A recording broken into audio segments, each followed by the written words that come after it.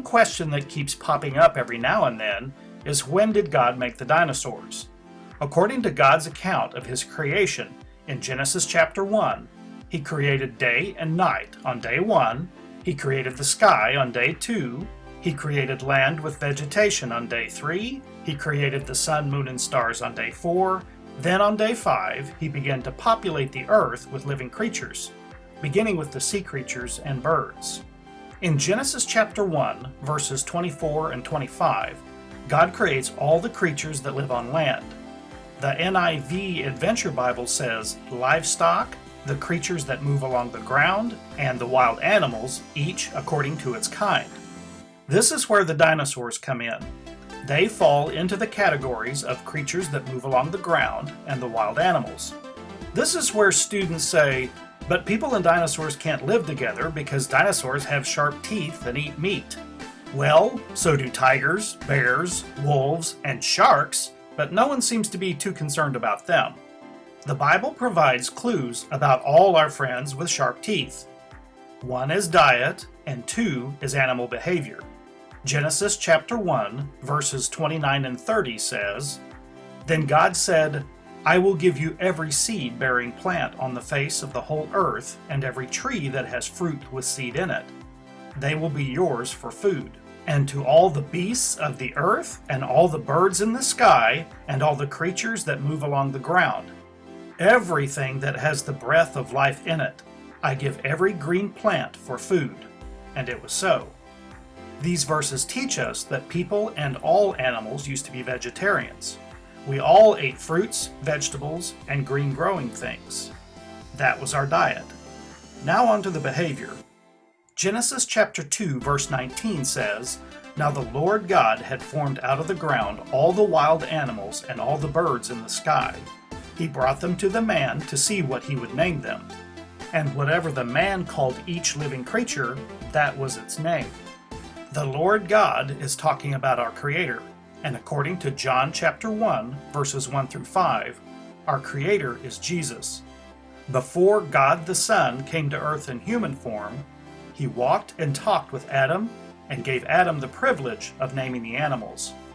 With God the Son nearby, and the Garden of Eden as a home, our friends with sharp teeth weren't a threat, if they were ever a threat. In Genesis chapter 3, we read about Eve talking to a serpent. Either Eve knew she was talking to an angel, whom we now call Satan, or talking to animals was a possibility in God's perfect creation. Since the Bible doesn't say, we can only guess. All we have is Genesis chapter 1, verse 28, where God tells Adam and Eve to be fruitful and increase in number, fill the earth and subdue it, rule over the fish in the sea and the birds in the sky, and over every living creature that moves along the ground. That would include what we now call dinosaurs. Then everything changed.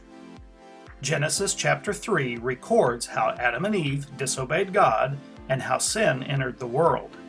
Cain murders his brother Abel, and mankind becomes increasingly wicked. In Genesis chapters 6, 7, and 8, God destroys the earth in a flood, except Noah, his family, and those land-dwelling creatures with him on the ark. In Genesis chapter 9, verses 1 through 3, we see our two clues again, our diet and animal behavior.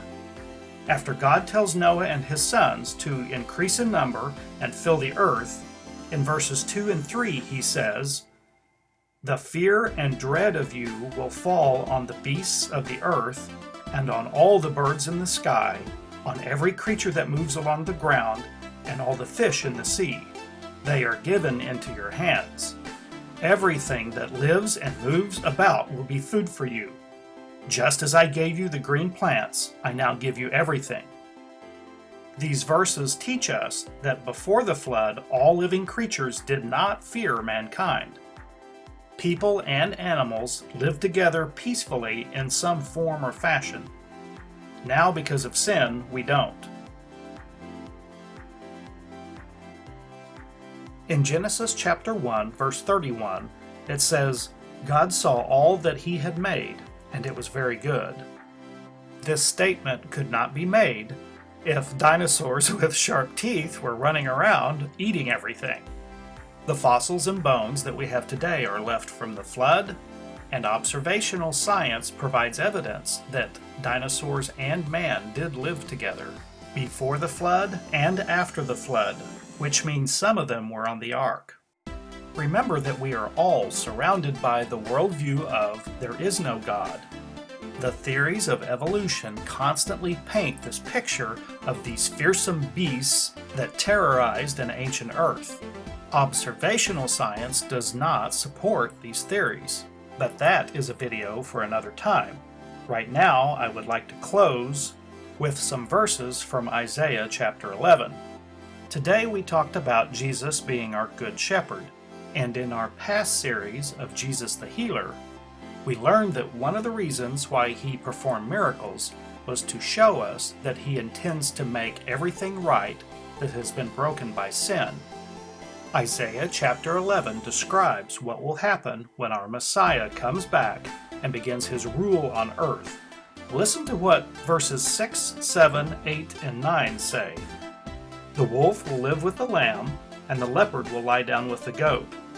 The calf and the lion and the yearling together, and a little child will lead them.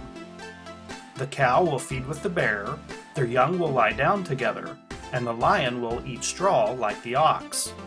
The infant will play near the cobra's den, and the young child will put its hand into the viper's nest. They will neither harm nor destroy all on my holy mountain, for the earth will be filled with the knowledge of the Lord, as the waters cover the sea.